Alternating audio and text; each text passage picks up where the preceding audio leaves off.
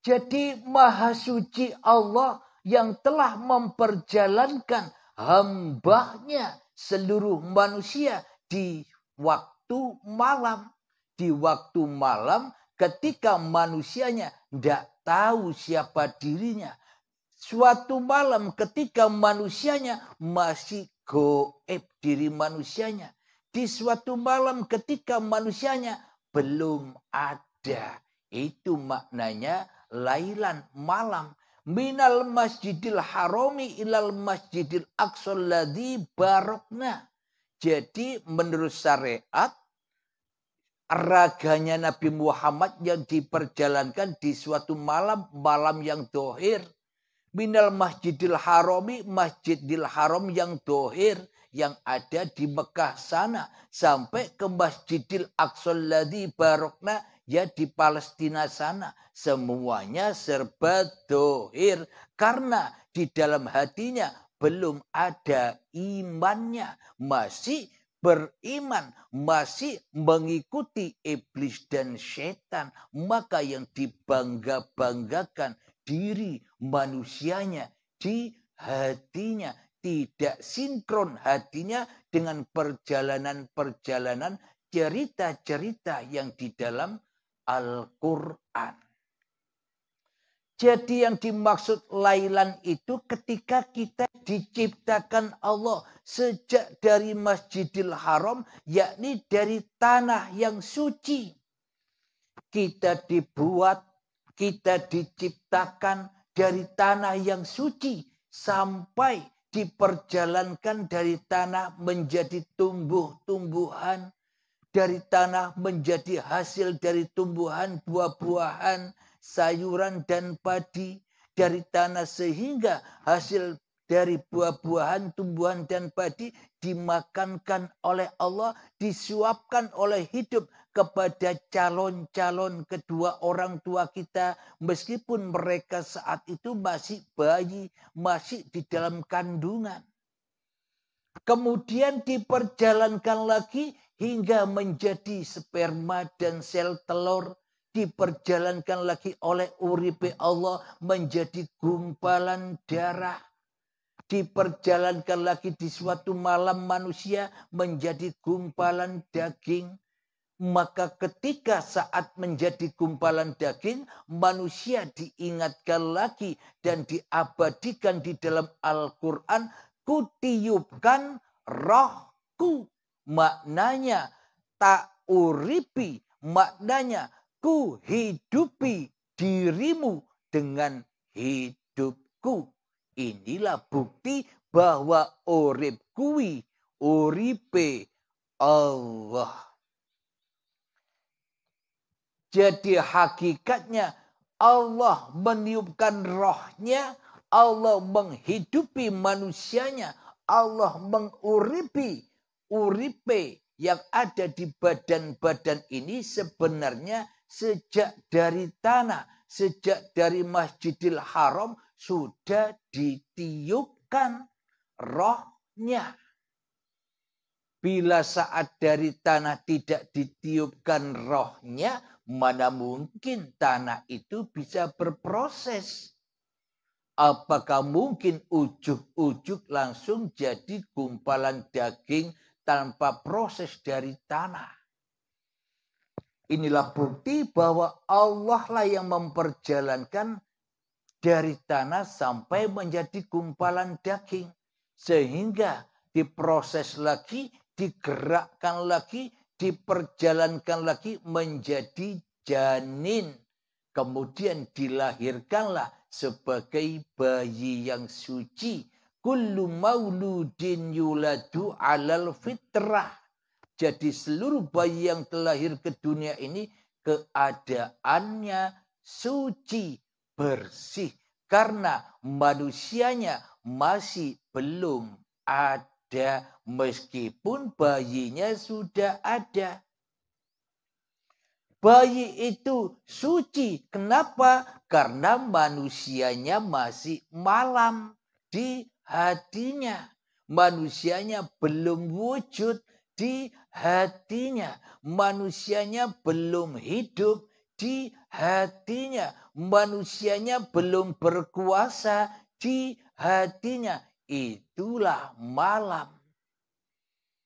Jadi yang dimaksud Masjidil Aqsa itu adalah ketika bayi sudah sampai di pintu kelahirannya sebagai bayi, itulah Masjidil Aqsa barokna yang diberkahi.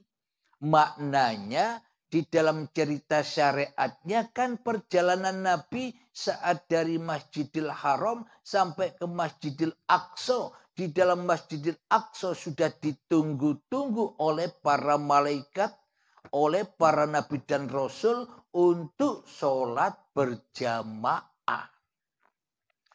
Cerita secara syariatnya. Namun kita sinkronkan dengan cerita hakikatnya.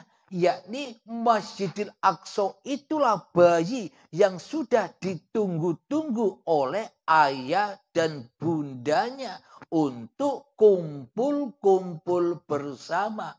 Itulah sholatnya bayi berjamaah dengan orang tuanya.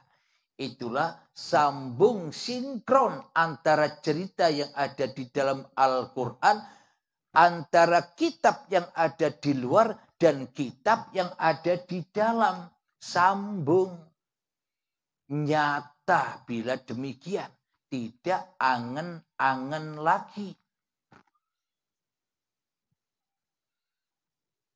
Tujuannya untuk apa Allah memperjalankan Nabi Muhammad di saat malam? Tujuannya untuk apa Allah menciptakan seluruh manusia? Sehingga dilahirkan ke dunia ini, diperjalankan dari tanah sampai menjadi bayi.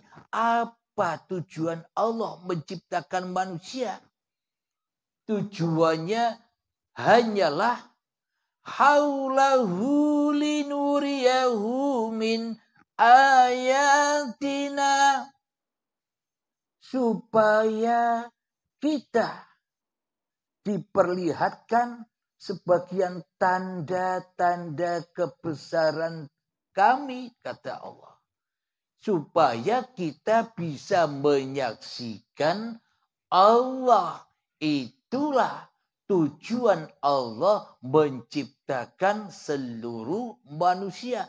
Tujuan Allah untuk mengisra mi'rajkan Kanjeng Nabi Muhammad. Supaya Nabi Muhammad itu tahu bahwa Allah lah yang maha suci, yang mengadakan dan yang memperjalankan dirimu.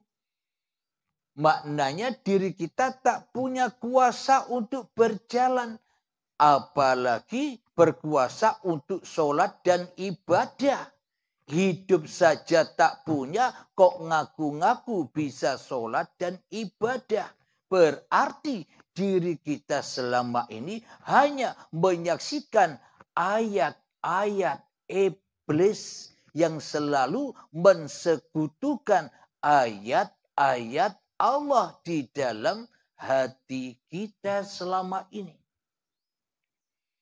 Alhamdulillah. Jadi inilah bukti bahwa Nabi Adam, bahwa Nabi Muhammad, bahkan diri kita sendiri sesungguhnya tak pernah terlahir ke dunia ini kecuali diperjalankan, kecuali digerakkan, kecuali diwujudkan, kecuali diadakan, kecuali dikuasakan oleh uripe Allah.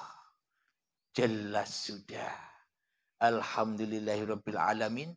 Marilah kita belajar untuk menghening-heningkan diri manusia kita di hati kita, untuk memalam-malamkan diri manusia kita di hati kita, untuk mensunyi-sunyikan diri manusia kita di hati kita, untuk mensepi-sepikan diri manusia kita di hati kita, sehingga Allah nyata kewujudannya, Allah nyata kehidupannya, Allah nyata kekuasaannya di hati kita. Marilah kita mulai mengheningkan cipta. Mulai 5 menit silahkan masuk ke dalam dirimu. Temui musuh iblismu, perang. Dan peranglah. Tusuk, bunuh, tiadakan, hancurkan dirimu di hatimu. 5 menit silahkan berperang.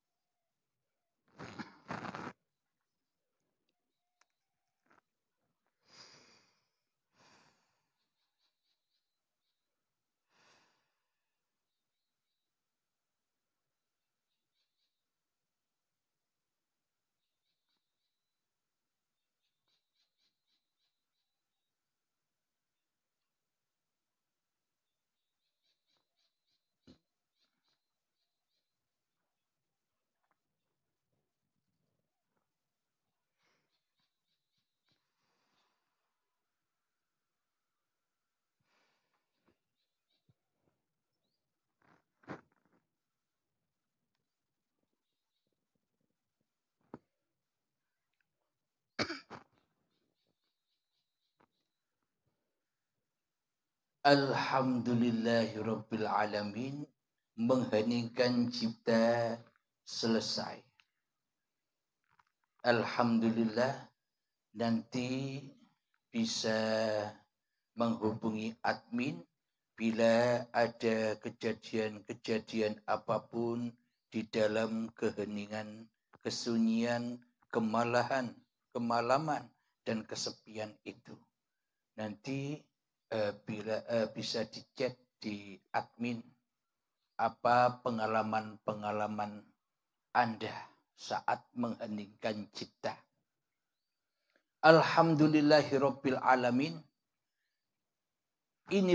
Ayat inilah yang menunjukkan bila kita berpaham hawa nafsu, bila kita berpaham iblis dan setan selama ini, maka membaca ayat-ayat Allah yang ada di dalam Al-Quran semuanya versi makhluk yang berjalan, yang Isra Mi'raj sosoknya Nabi Muhammad, badannya Nabi Muhammad, yang hingga saat ini diperdebatkan Nabi Muhammad Isra Mi'raj itu beserta badannya apa rohnya saja.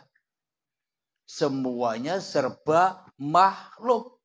Karena yang didewa-dewakan, karena yang diunggul-unggulkan, karena yang diwujudkan dan dihidupkan di hati setiap manusia selama ini yang disucikan hanya dirinya sendiri memahami Al-Quran sesuai kepahaman hatinya, sesuai kepahaman hawa nafsunya sendiri.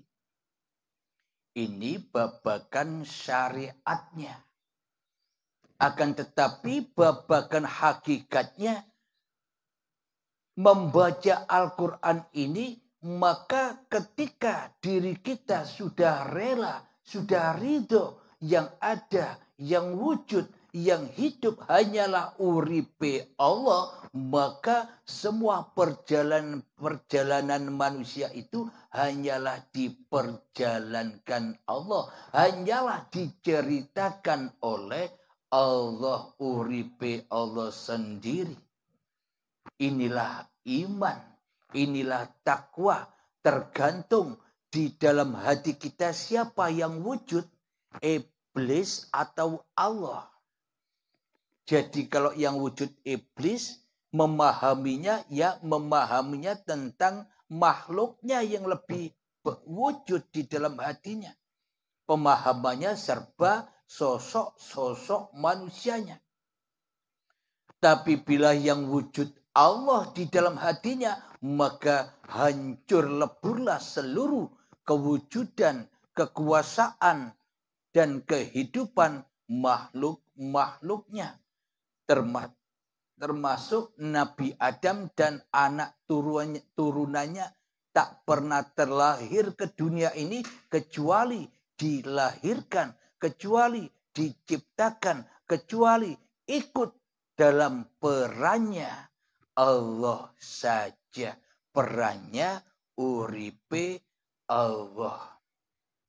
Semoga saya pribadi dan semoga kita semua bisa dipahamkan dengan semua paparan-paparan ini, sambungnya antara syariat dan hakikat. Contoh logikanya begini. Kita selama ini di dalam umat beragama pasti diutus untuk bersyariat. Meskipun syariat-syariatnya berbeda antara Nasrani, Islam, Majusi, Yahudi, dan sebagainya, beda syariatnya. Tapi bila tak mengenal Allah, bila tak mengenal hidup yang memerankan peranan ini, maka selamanya manusia akan tersesat dari Tuhannya. Bisa kita contohkan di dalam umat Islam sendiri, di dalam agama kita sendiri. Nabi Muhammad sudah menuntun untuk kembali kepada Allah di dalam niatan ibadah kita. Contoh, usolli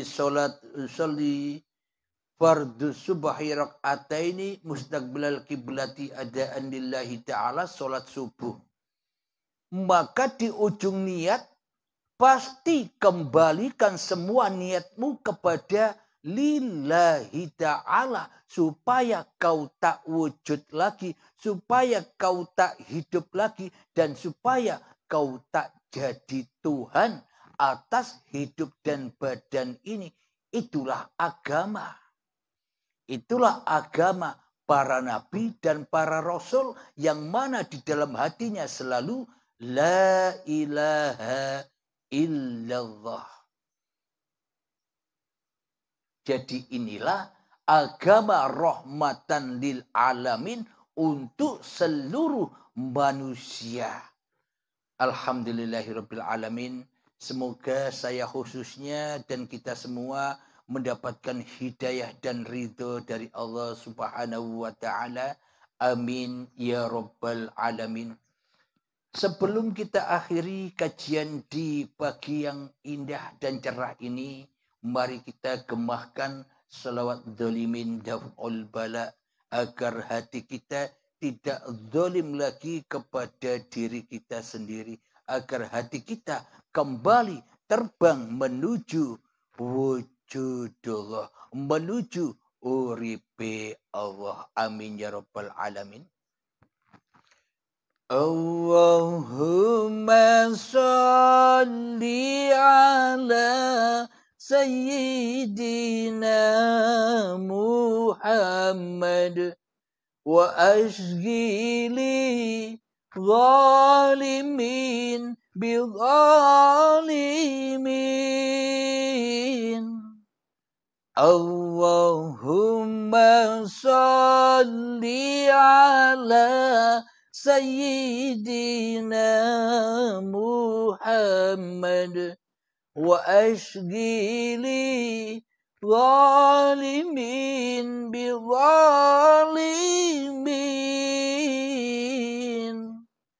وأخرجنا من بينهم سالمين